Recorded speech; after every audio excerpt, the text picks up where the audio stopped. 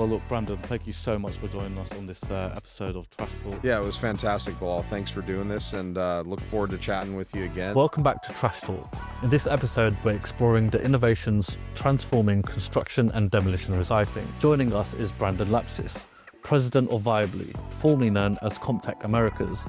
He was also previously recognised as Waste 360's 40 Under 40. Brandon's leadership has been pivotal in Viably's partnerships, most recently with Termic and Diamond Z. We'll delve into how technology is reshaping material recovery, the challenges faced, and the future of sustainable practices in the industry. Enjoy this episode of Trash Talk with Brandon. So Brandon, to kick us off, please just, I'd be really interested to understand how you got into the industry, what your background is. Sure. Thanks for having me on, Bilal. This is great. So I've been in the industry since 2007. I found the industry in 2006.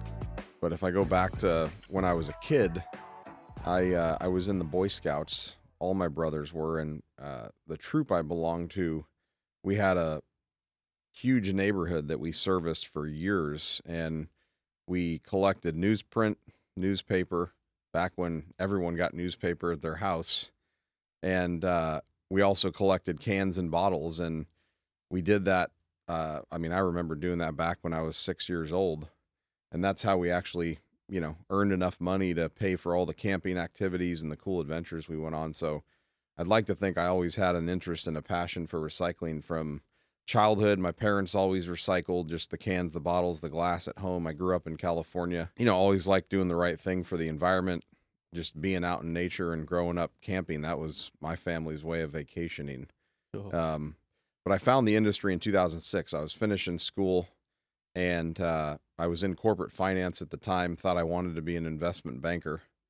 Thankfully, I didn't do that because the offers that I got, that was right before the Great Recession here in the U.S., so all junior bankers were laid off. But my mentor at the time, I was working for Sun Microsystems. She had a mutual friend that was a longtime friend of one of our senior sales managers. His name is Todd. He's been in the industry since the 90s, and connected me to him, and I started as the second employee of CompTEC GmbH and their subsidiary here. So CompTEC is an Austrian-German manufacturer. We're their master distributor in the U.S. and Canada. One part, some brochures, and we sold a couple machines the first year. Todd likes to tell people, which he's right, he sold me the dream on coming into the waste and recycling industry, and trying to do a little good every time we work with a new customer and provide a new solution or a new product to them. So it's been a heck of a fun ride since then. And we were a 2-person company when I started, and we grew the business pretty rapidly for many years. And ultimately in 2014, CompTEC had to make a strategic decision. Do we keep putting capital into the North American market, or do we build the new factory we need? Do we continue to develop new products, which that's really their core? I mean, they're an innovator, and they spend more on R&D than most manufacturers do in our space as a percentage of their revenue every year.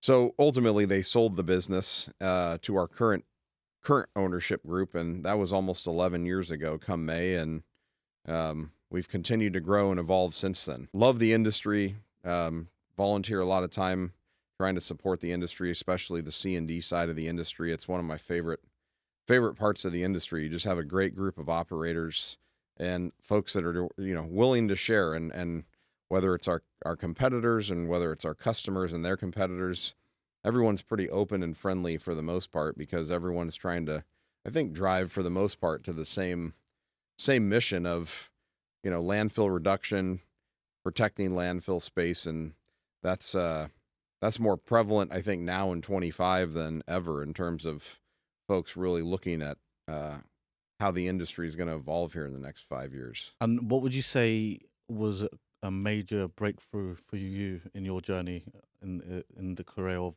C&D recycling? Yeah, again, going back to how I got into this industry, I was super fortunate and blessed to, get into an industry and become part of really, we operated as a startup. CompTEC's operation here was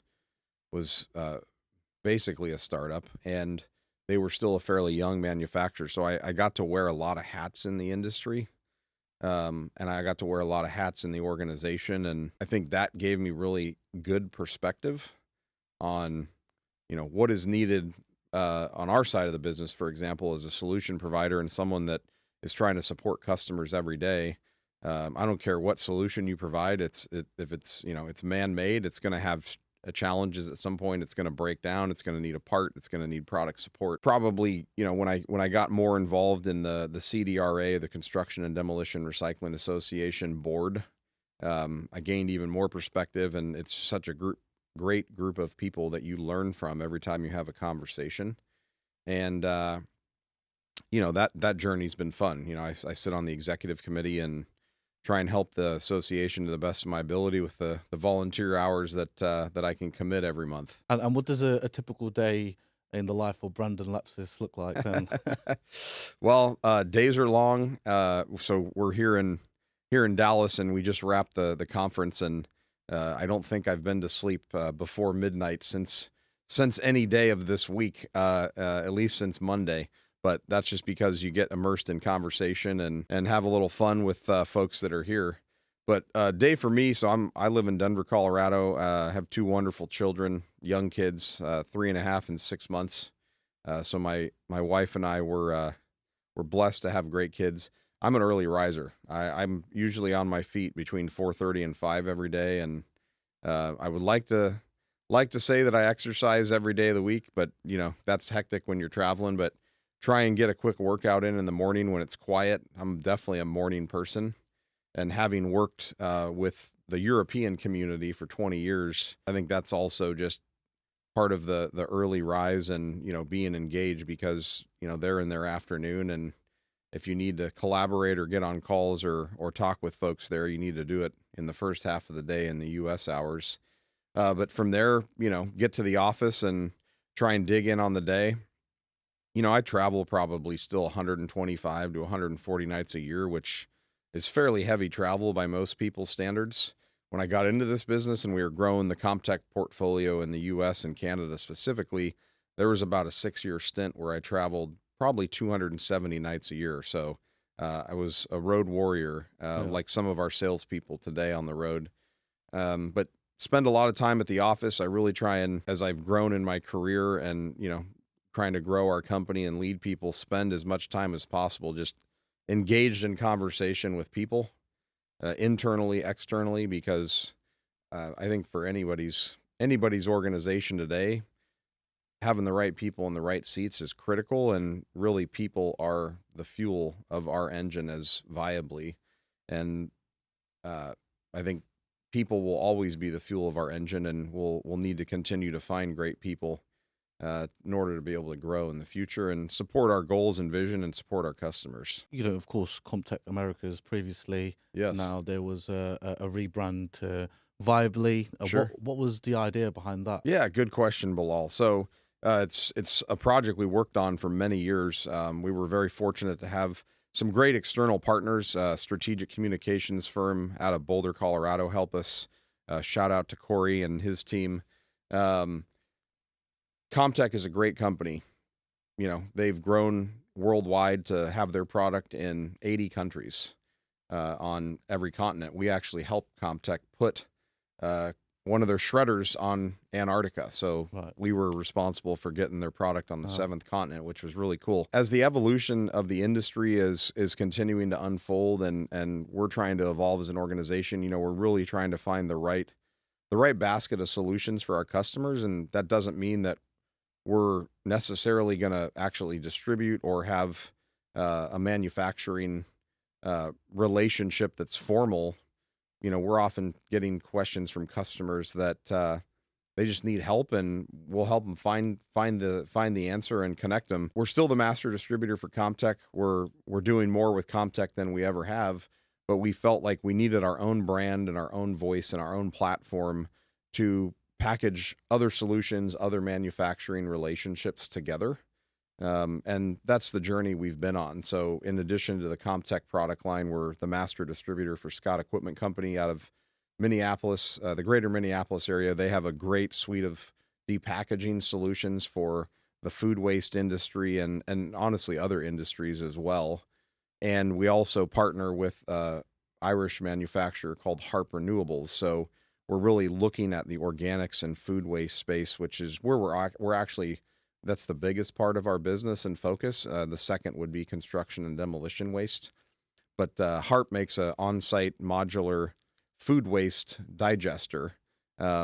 Essentially, imagine if you got 100 pounds of food waste, 24 hours later, you have roughly 80% volume reduction, and you generate a high quality biofertilizer or soil amendment. Yeah. Everyone is looking for all solutions when it comes to organics because there is no silver bullet and there's no one solution that's going to solve all. And if you look at some of the legislation in the marketplace today, we believe that on-site treatment is one of the solutions needed. And then we have a few other manufacturing relationships as well. Super excited about our partnership that we announced last week, actually, and then really announced and promoted at the conference here in Dallas with Termex. So Termex, a plant builder out of Dublin, Ireland. They're a 50-year-old company. They've been building very sophisticated waste treatment plants for C&D, single stream, MSW, glass, very niche waste streams as well, predominantly in Ireland, the UK, and Australia for the last 10 years. And we've actually already won our first project in the state of Ohio, which a lot of people ask me, well, wow, you sold a super advanced C&D plant in Ohio. That's where everyone's sending their waste because it's one of the landfill capitals of America.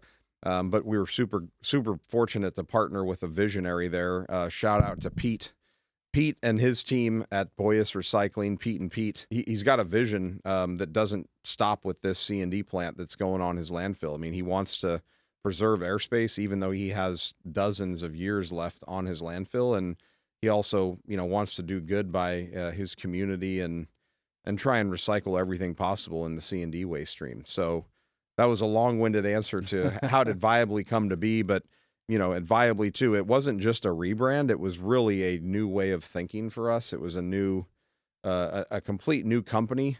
We like to call ourselves explorers, if you know anything about character archetypes, because we're constantly looking for the next thing, for helping the market, helping our customers. Super excited to see where we take this and where our team takes this in the future. Sounds very exciting. And what current kind of C&D issues or pain points do you see new technology solving today? There's lots of challenges and pain points in C&D. I think there's also lots of opportunities. Look, I think whether it's C&D or other waste streams in this industry, labor has become a challenge for many years and will continue to be challenging. I mean, it's hard to find someone that wants to stand on a sorting line and pick construction and demolition waste for 10 hours a day. So number one is just labor efficiency, and ultimately folks want to become less reliant on labor, especially when it comes to being in the MRF and the sorting plant. So you have a lot of folks now looking at more automated plants. This plant that we're building in Ohio, which will come online in October of this year, it's going to be about 150,000 ton a year facility, and that's on a one shift operation. And it's going to be roughly a 60 to 70 ton an hour plant, targeting 80 to 85% recovery out of the gate. And we're going to do that with at most 7 people. And those 7 people are all in QC, quality control positions, because it's a heavily automated plant. Right. Another big challenge in the industry is end markets. That's been a challenge for a long time. And waste is local. So the end markets are completely different in the northeastern United States and New England versus California versus Washington versus here in Texas, where we are today. I think people are constantly looking at how do they develop new end markets, how do they collaborate with building product manufacturers, for example. There's a great movement from a lot of building product manufacturers that have sustainability initiatives. Some of them are all the way out to 2050, and how do they use recycled content in virgin product or in new product. And one other challenge is folks want to do as much as possible on the smallest footprint as possible. And what do I mean by that? Real estate is more expensive, land is more expensive, civil infrastructure is more expensive than ever in 2025. So folks want compact plants. They want a plant that will achieve their goals while maximizing the tipping floor and the floor space that they have to work with. And I think you'll continue to see folks demand that. Historical C&D plants used to be kind of long and spread out on bigger acreage or in bigger buildings, but that's changing. We can't talk about technology without diving a little bit into the automation and the data side of things. You said the plant in Ohio would be heavily automated. Yeah. Is that the way you kind of see the industry going towards more automation, and how important is the data that is collected as well? Yes and yes. So yeah, I believe the world wants more data than ever, and we want data in our business, right? We look at all kinds of data every day. Our customers look at data every day. They want to get smarter about their waste stream. They want to get smarter about what's coming into their plant. How does that then translate into finding new markets, becoming a better operator, more efficient?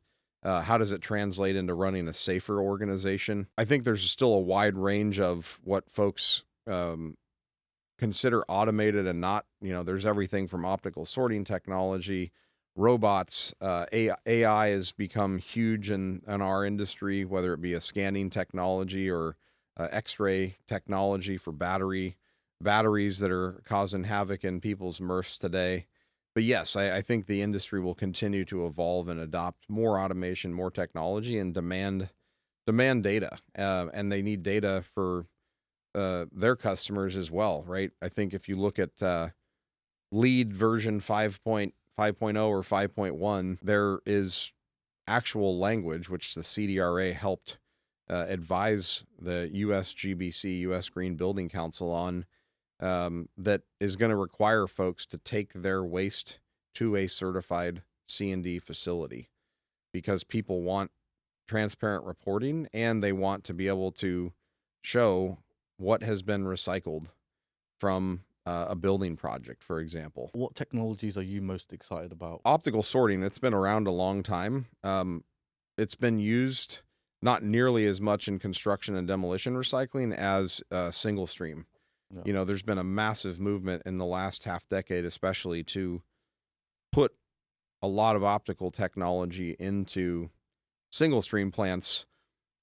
There's very few plants in the North American market that are using optical sorting technology in construction and demolition waste. A lot more in Europe, a lot more in Australia and a few other markets.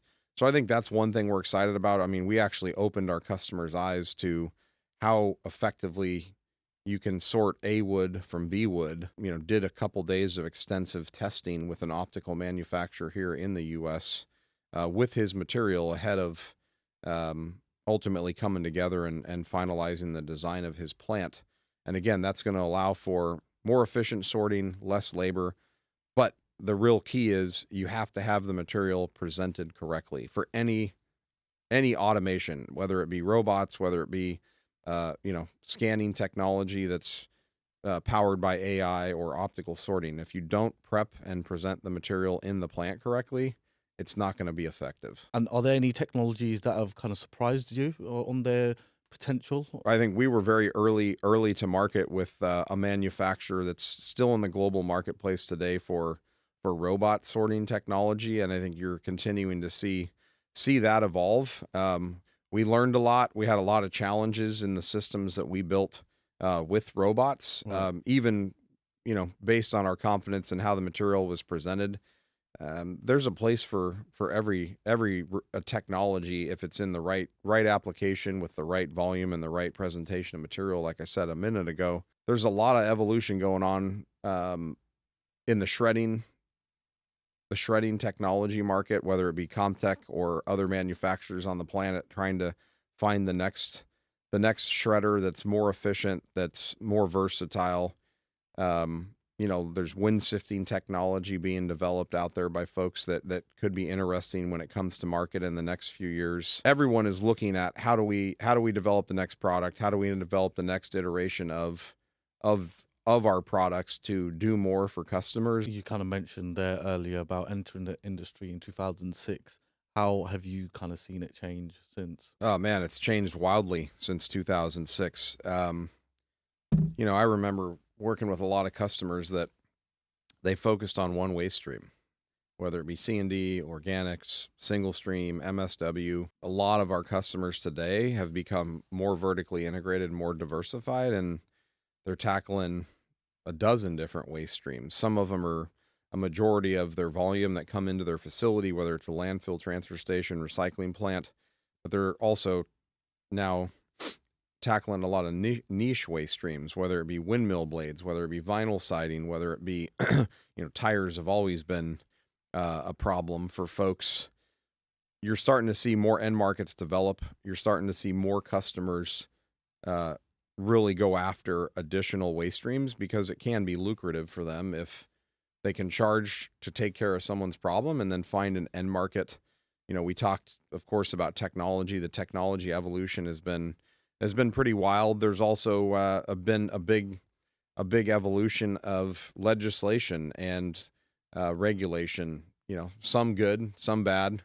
I think you heard from customers, if you attended the event here this week, of some of the frustrations of dealing with their local authority and local regulators. But it's all about over communicating with those folks and getting them involved and showing them what has to happen in order to recycle. What are the challenges every day when you tip a load of mixed C&D in a plant? You can have, you never know what's going to be in the roll-off can when it comes into your facility. And ultimately, I think, the industry is moving faster than ever. Combination of technology, combination of social media. Everyone needs to know everything right now. We've become a society of convenience and urgency in terms of just the rapid information that, I need to know yesterday. I need this yesterday. What are the biggest challenges you've faced when it comes to kind of adopting new technologies? If you're a pioneer and if you want to try something new, you're going to fail and fail a lot. But, you can't score if you don't try and shoot. Everything from mechanical challenges, electrical challenges, software challenges. I think another thing, if you look at a lot of the manufacturers, especially, Europe is considered kind of the mecca of recycling. So a lot of the technology and recycling prowess comes from the European continent. 20 years ago, very few manufacturers had modular machinery.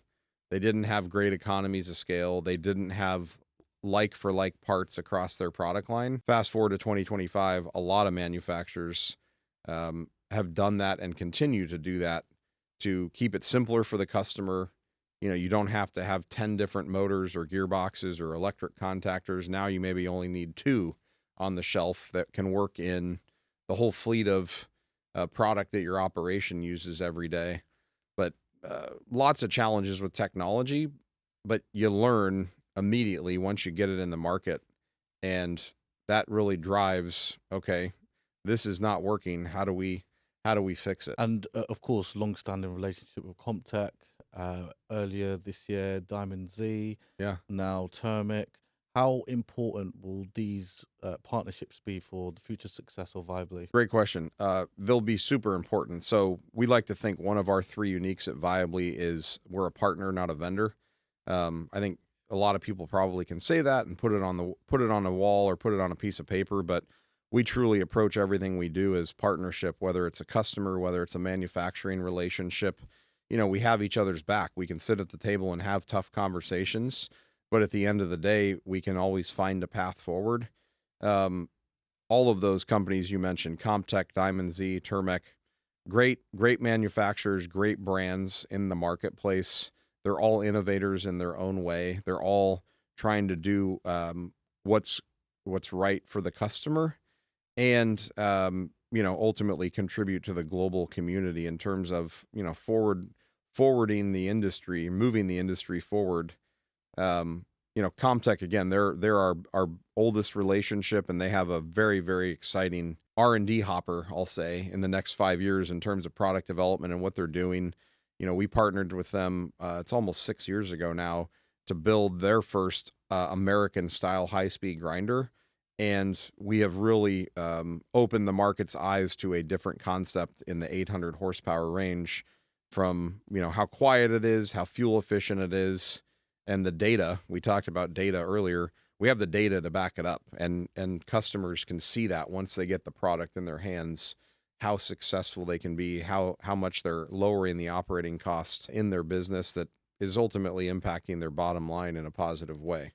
So we really look for good partners.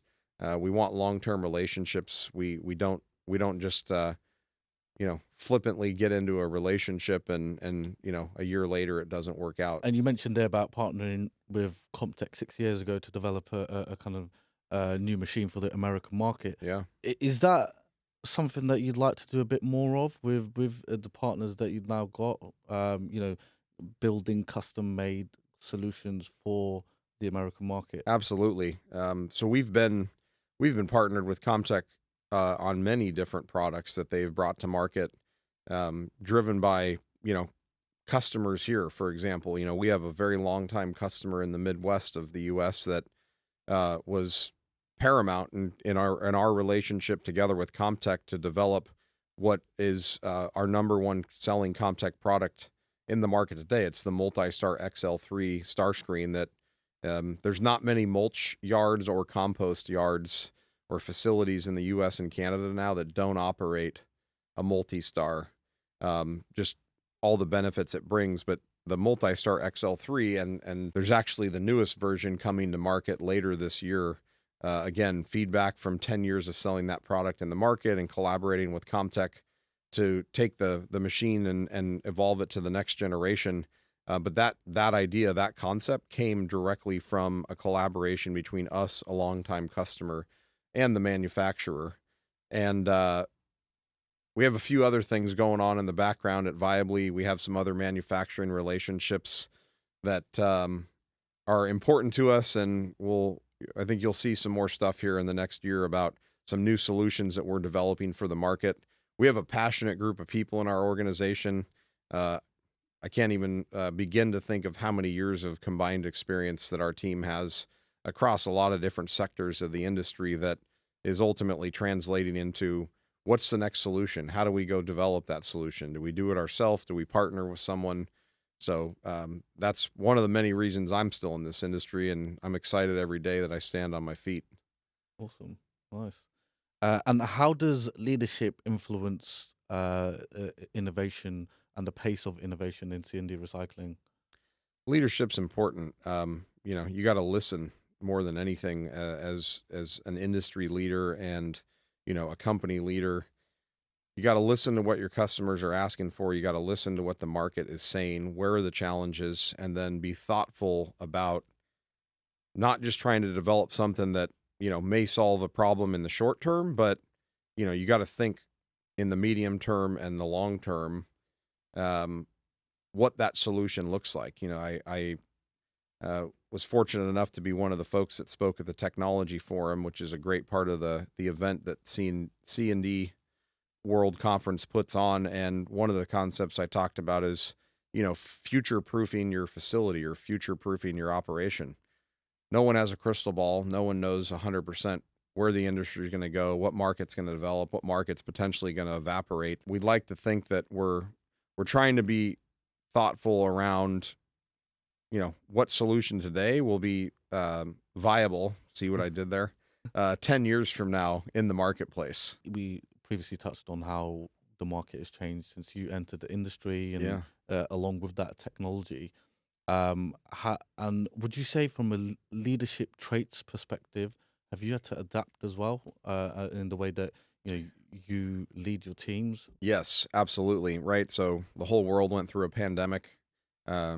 It's doesn't feel like yesterday anymore, but it's still in the back of everyone's mind. And the world's also stressed right now. There's a lot of things going on that are out of folks' control that bring them anxiety in their daily life and their work life.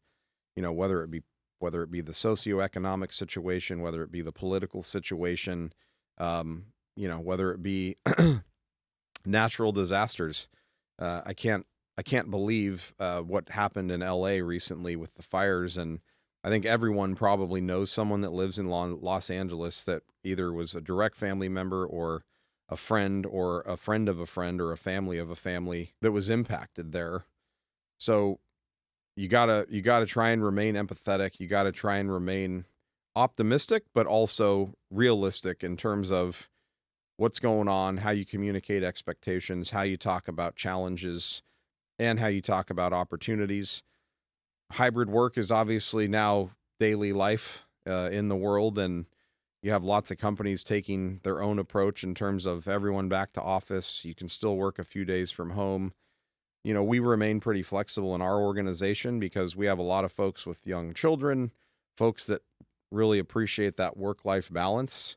I think when you communicate clearly the vision of the organization, what the mission is, and you hold people accountable and you surround them with the tools to be successful, I think that's ultimately leadership today. Servant leadership. Waste Connections is a great example of a huge organization, one of the largest waste companies. That's how they've grown their business, right? I mean, their CEO Ron is always talking about servant leadership. Another industry veteran, John Casella. I saw him speak at the Corporate Growth Conference. He was on the final panel last year in November. Great event, by the way. Shout out to Jim Keefe. He had a great quote when he was asked about leadership and specifically culture. And he said, culture is a journey with no destination. It is something that you forever have to work on. It's for something you forever have to sharpen, right? I think of it like a samurai sword. You have to constantly work on it. And there's always going to be peaks and valleys, ups and downs to it. Change can be a bit disruptive sometimes. So when you're adopting new technologies, how are you inspiring your team to embrace that from engineering and even sales? Change is tough. I mean, we've been through a big change. We talked a minute ago about Viably and launching a completely new brand, a way of thinking, a company. That change was tough for folks. But I think people have embraced it. And, I'm a believer, if you're not changing, you're not evolving, you're dying, or you're not doing what's best for your people, and you're not doing what's best for your customers. Again, it comes back to communication, right? No one's perfect at that, myself included, but how do you get the message out front? How do you reinforce that message on a consistent basis? Why are we doing something? Why are we moving forward? Why are we making this pivot? Why are we going into this new relationship? And you got to do that with not just your people, but you got to do it with your manufacturers. You got to do it with your customers, try and bring people together. That's something I've tried to do more and more. We have a lot of different industry partners. I'm constantly trying to bring those folks together to share what's going on in their various organizations. What headwinds do they have, but also what successes do they have, and how do they deal with that? Change is tough. There's some people don't embrace change. And look, when organizations are this size and then they grow bigger and bigger, there's some folks that they are uncomfortable to the point where they can't function, or they potentially are the wrong person in the wrong seat.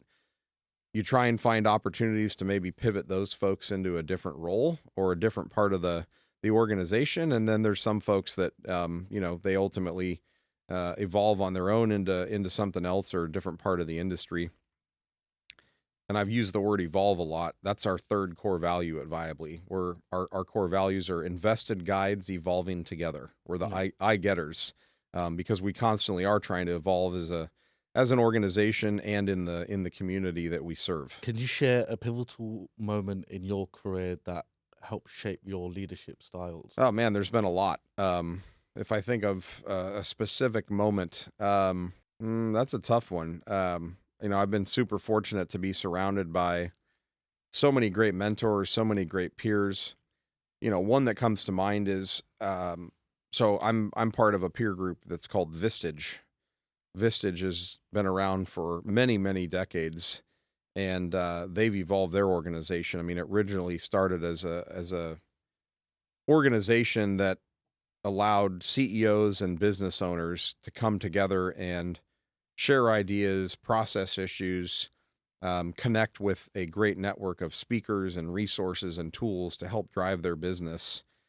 So I've been in the Vistage community now, I think August will be 7 years. I would say that was a pivotal moment for me And I joined Vistage more or less right as I took over as the president of our organization. You know, there's a phrase that's been around for a long time. I don't know who said it or where it comes from, but they say it's lonely at the top, right? For sure, you have your executive team and your management team you can lean on. You have your partner or your spouse. You have your board. If you have a board, you have, you know, friends and colleagues. So I'm constantly trying to surround myself with folks that can help me learn and help me think differently and challenge me and just help me be a better human, a better leader in the organization. So I think finding the right peer group or peer groups is super important for anyone that wants to advance in their career or evolve. And another great example of a peer group is the Construction and Demolition Recycling Association. You couldn't find a better group of folks that have a lifetime of experience in this industry. It's lonely at the top. You're the third person that has said that to me on these episodes. So I get it. That's fair enough. Wow.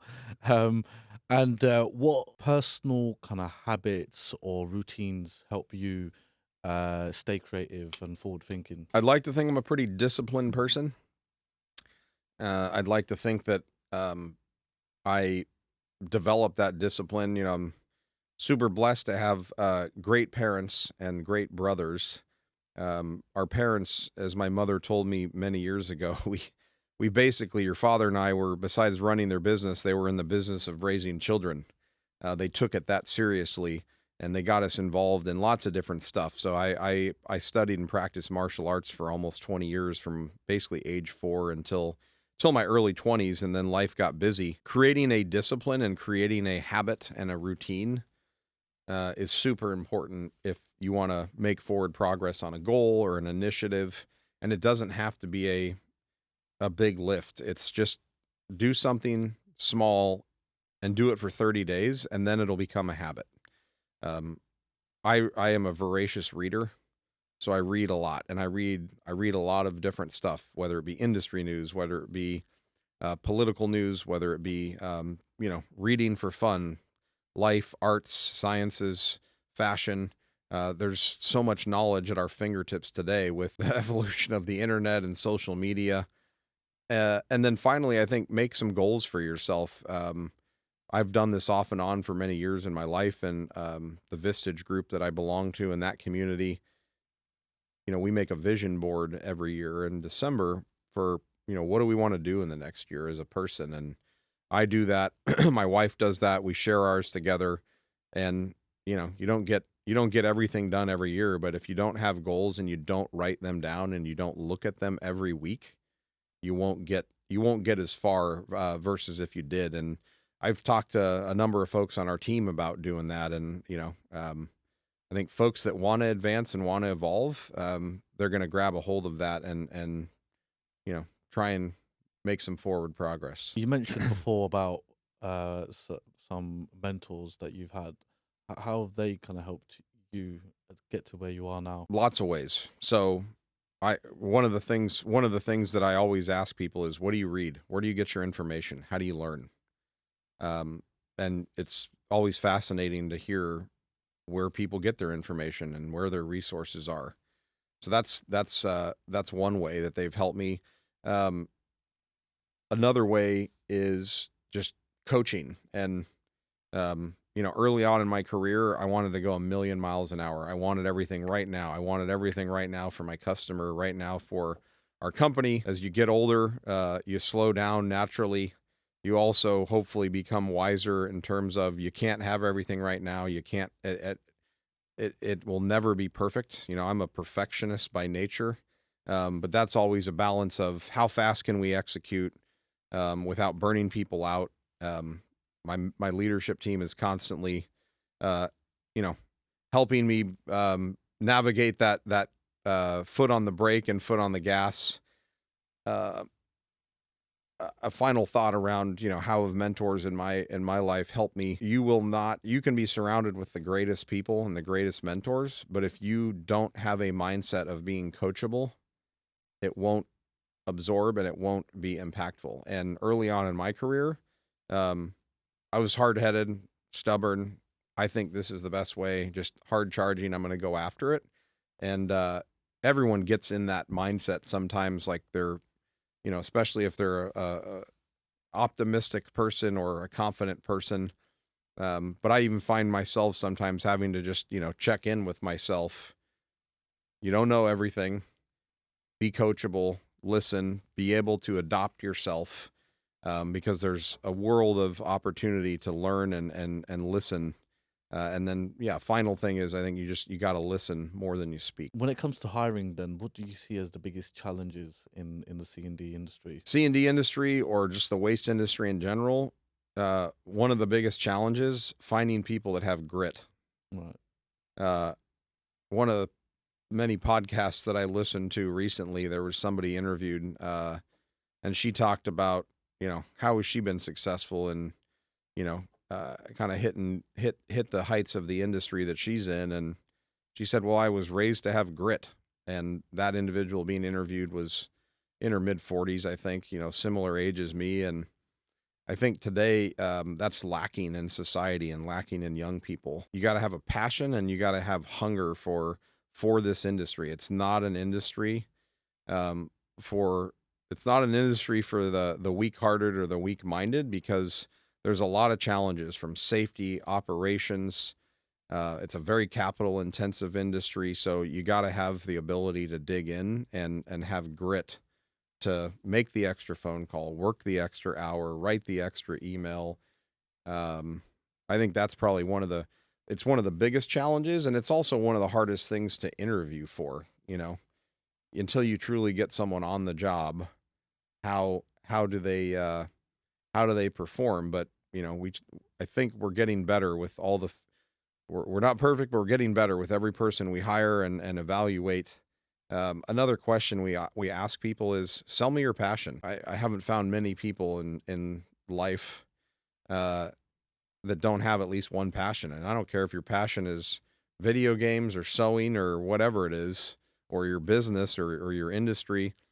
But if you ask someone to sell you their passion that they should know the most about, and they aren't very convincing, that causes us to pause in terms of, are they going to have grit? Are they going to have passion for what we do? I completely get that, especially the grit bit, because being a business owner myself, when I look to hire for my team, Mm-hmm. when I first started in the industry that I'm in, being a headhunter, you kind of just did it because you wanted to, right? They sold you on, oh, you can make X amount of money, and that was exciting for you, right? You didn't get paid a lot, but you knew the potential was there to make a lot of money. Mm-hmm. But now today, it's like the generation's like, oh no, we want the really high basics, regardless of the commission potential. Mm-hmm. Or we only want to do the 9 to 5. Man, I had to do 7 till 10s, for the first couple of years. Mm-hmm. But we did it because we were like, we wanted to do it, right? And I think there is a bit of that culture change now. And again, it's so difficult to interview for. It's almost like a trial and error thing, right? It is, right? I mean, there's people using personality assessments. There's so many out there. There's conative, there's cognitive. We worked with industrial psychologist, so to speak. I guess that's how you would classify her title. She spent 40 years in her career interviewing and assessing people. There's so many different tools that we've tried to leverage in terms of, how do you assess someone? How do you evaluate how they're going to perform? I still also believe that, you got to go with your gut, like a lot of things in life. And 8 times out of 10, 9 times out of 10, your gut's usually right if you ask the right questions, and you get a coach or you get a resource on how to interview, how to ask the right questions. And I think you have to assemble the right team of people. We've gotten better at that internally, whether we're working with your organization, and assessing a candidate that you've passed to us, or it's somebody that's come from a network internally, a relationship that one of our team members has. What we try and do is assemble a team of 3 to 5 people that have their own approach, their own personality, and at all levels of the business. I think something we've found with a lot of folks we've onboarded, we expose people. We almost have a longer interview process than most, because we want people so comfortable with the mission, the vision, how we like to work. So we expose them to folks at all layers of our organization. I don't care if it's someone that's doing a critical function of packing and shipping parts every day to service our customers, or someone on the management team, or in between. And what are Viably doing to attract the best candidates? We're partnered with Renovis. That's one thing we're doing. You've helped us place some great folks. You know, we have a pretty good incentive program internally for folks that are on the team that find candidates. I'm constantly encouraging folks on our team, talk to your network, ask folks that work in the marketplace, whether they're a competitor. You know, we've found people a lot of different ways. You have to use every tool at your disposal. Current members of the team, all of their networks, recruiting firms such as yourself, industry associations. There's no silver bullet, and if you're not doing all of that and then constantly thinking about the next thing, you're going to be more challenged to find people. And I think we have a very good program overall. I would like to think that, you know, we compensate our folks in probably the top third of the market for the roles that we hire and place people for. And we have a lot of small things that we do throughout the year. You know, one of the things I did during the pandemic and when inflation became out of control was we told folks, hey, we're buying your groceries. We're helping buy some of your groceries anyway, for the next 6 months. And we gave folks a card that can only work in the grocery store. You can always give people a bonus and put it in their paycheck. How they spend it is their business. Right. But you know, that was just one of the little things that we've done over time of trying to help our people and help our help the families of the people that work for us. And when you talk about that with people that are interested in working for you and candidates that are in the marketplace, they start to get a sense for who you are as an organization and a culture, and ultimately how you stand behind your people. Looking back now, what are some of the hiring mistakes you would say you made Mm-hmm. or overlooked, a trait and kind of a lesson you've learned from it? We've all made hiring mistakes for sure. You know, one I mentioned earlier, we've now gotten better at assembling the right team of folks to interview. Before it was, you know, maybe we're not exposing the candidate to enough people in the organization to get a wider perspective and look at their skill set through multiple lenses. So that's some mistakes that have been made in the past. Not asking the right questions, not going deep enough with the individual.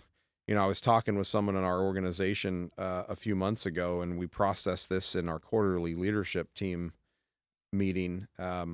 We've literally talked about, you know, field technicians, one of the hardest roles to place in this industry. It requires a lot of time away from the house. It requires a lot of miles behind the steering wheel to get to the customer. It requires long hours. It requires working in a dirty environment. And you've seen a lot of practices in this industry where someone may go to the next company for $1 more an hour, or, you know, a small bonus to sign on. But what we've talked about going to the extent of is actually having that candidate and their spouse or their partner sit down for a meal and truly explain what the role will require, what the demands of the industry are, because we've hired some great candidates in that role and other roles, and we were very, very clear on the requirements, the time away from the house, the family, etc. And have you talked to your spouse about this? Have you talked to your family about this? Yes, yes. And then unfortunately, folks get 6 months, 9 months, 12 months into the role, and they go, well, I can't do this. And that's very costly in terms of turnover, the training, the investment we make early on in people.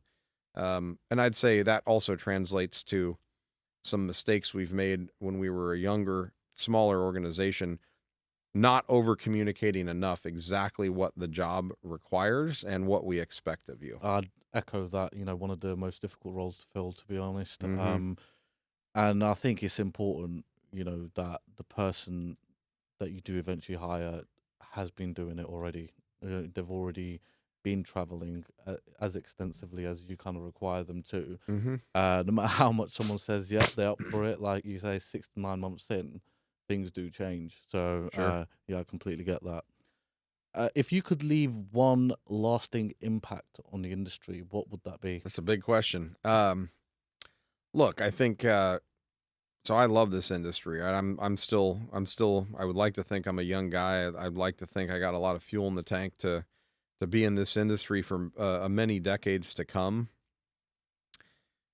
Uh, I think, probably the notion of don't underestimate the impact that you can have in your operation, in your community, and how that is seen regionally, nationally, globally, and what you're doing.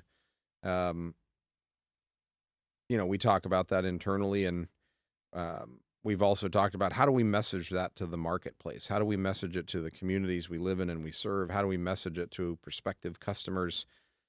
One machine doing one thing day in and day out, or one solution in the marketplace working day in and day out to divert waste from landfill, try and make it a renewable resource, try and find a new end market for that commodity. So um, to sum it up is just don't underestimate the positive impact, or if you're unfortunately being a bad actor, the negative impact you can have, because waste is never going away. And um, if we get more people to think about the impact they have, it ultimately brings more to share with the community that we're in.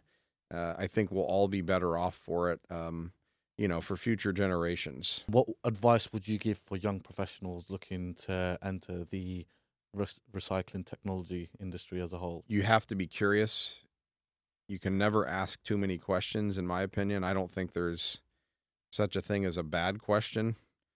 You have to seek out associations, organizations, become a member. If you're unsure of the industry, go to your local recycling plant, go to a compost plant, go to the city hall or chamber of commerce and find somebody in the waste and recycling industry. And then I think the other thing is find a good peer group and find good mentors early on and surround yourself with them. I mean, if I think back to my first few years in the industry and my involvement in the construction and demolition recycling association, and just that specific part of the industry, I've been coming to the conference and been involved since really my first year in the industry in 2007.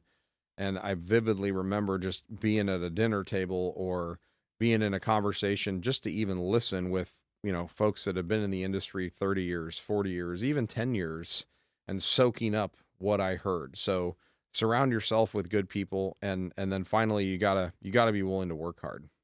You gotta have grit, or you gotta find a way to develop grit. And what about advice for companies that are looking to innovate in the C&D space? You gotta listen to your customer. You gotta be in the market. You gotta spend time in their plant, and it can't just be hey, I'm showing up and I'm doing a drive-by, or I'm there for 5 minutes. Get on the sorting line and sort the material with your customer. Work with your customer when a product is broken down and they need a part or they need service. Get in there and understand their day-to-day challenges and be a partner, not a vendor to them. And what's next for Viably now? Man, there's a lot on the radar. So we have some big goals in the future to continue to grow, continue to add great people to our team. I mentioned earlier in our session here, we're working on some exciting new products in partnership with our current manufacturers, in partnership with some new manufacturing relationships. We're constantly looking for what is the next best solution for our customers. But we're really, I think we have a great group of folks that we're partnered with.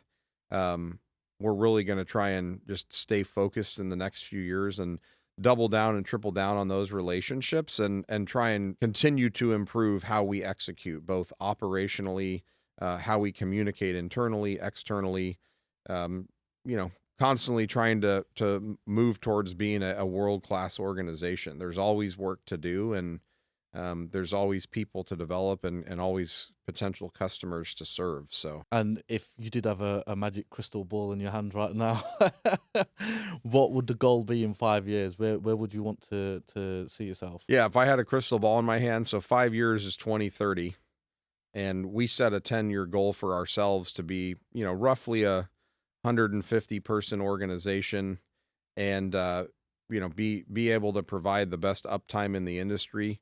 I would want to see us thriving. I'd want to see us as one of the go-to companies. If you have a problem, whether we have the solution for it or not, at least people that want to have a conversation with us, and we can help find them the right relationship, the right partnership, the right solution.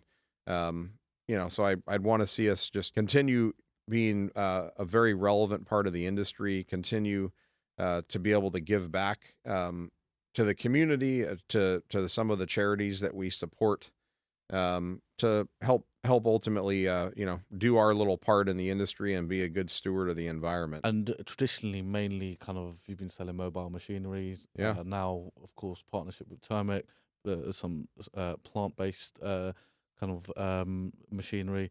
So where do you kind of see the biggest potential there? Are you looking to be, transition into an integrator, or continue doing the mobiles as well? Where is the biggest potential do you see? Yeah, good question, Bill. Also, yeah, we've grown up predominantly focused on mobile equipment, on tracks, tires, roll-off chassis. That is still a huge part of our business, and I believe there will continue to be a big demand for mobile equipment in the marketplace. But if you kind of look at how Europe has evolved and how this market is evolving for specific waste streams, you have more customers that are investing in stationary plants, stationary equipment. I'd like to think we have a little bit of a strategic advantage that allows us to support our customers, because we have such a great suite of mobile products, but we also have such great options from a stationary perspective.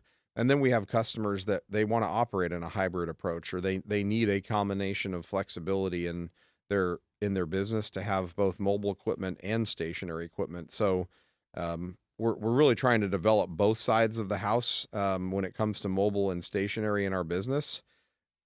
And then we're looking at additional solutions that may be smaller, serve different customer segments or different verticals in the marketplace that we're not in today. And then we're constantly trying to think about new products. And it's funny, we actually have customers that want stationary, historically or traditionally stationary technology on mobile chassis. 10 years ago, we put a ballistic separator on a mobile trailer, which has forever been a stationary machine. And we just finalized a great project with Scott Equipment to make a mobile depackager that is a turnkey tool that you can roll into a site, depackage the volume that's on site, and go on to the next site. So it's funny how the industry goes through its cycles, and old ideas are reborn, or things that have been done a long time are kind of brought back again. So this final bit is it's a lightning round, so I'm just going to ask you a few questions. All right, I'll do my best. Favorite recycling innovation of all time? Man, I'm failing at the lightning round already. Probably, my favorite CompTEC machine is the Crambo. It's a dual shaft shredder. I think it's the best organic waste shredder on the planet. It's a great machine, great product. And they tried to name it the Rambo after Sylvester Stallone, because the sister machine they have is the Terminator, which is actually named after Arnold, because he's Austrian by birth. One piece of tech you could invent. Something that could perfectly remove any contamination from the fines or finished waste stream from a compost operation at high volume. Whether it be glass, whether it be rigid plastics, there's technology out there to do it, but not at high volume. Biggest myth about C&D recycling? That it's not worth it, or that it's hard to do. It is hard. Recycling is hard. Running a recycling plant is hard. But most people don't realize that C&D, out of probably almost all waste streams, has a ton of commodities that have an opportunity for a second life, an infinite life in the circular economy. Best leadership advice you've ever got? Ask questions, be curious. Biggest hiring challenge in the industry? We talked a little bit about it earlier. How do you interview for grit, and then folks that want to put in the time? One emerging tech you'd bet the future on? I think artificial intelligence. I'm optimistic about it. I'm also, maybe a little skeptical. We don't want it to take over our lives and technology is I think it's a fine line of how much technology do you want in your life or not. But I think artificial intelligence will do good things as long as there's good people behind it with good intentions. Well, look, Brandon, thank you so much for joining us on this episode of Trash Talk. I had a great conversation. Really got to deep dive into your world a little bit. And yeah, thanks again. Yeah, it was fantastic, Bilal. Thanks for doing this, and look forward to chatting with you again. And all the best for your continued growth and success with Renovis. Appreciate it. Thanks a lot. Thanks, man.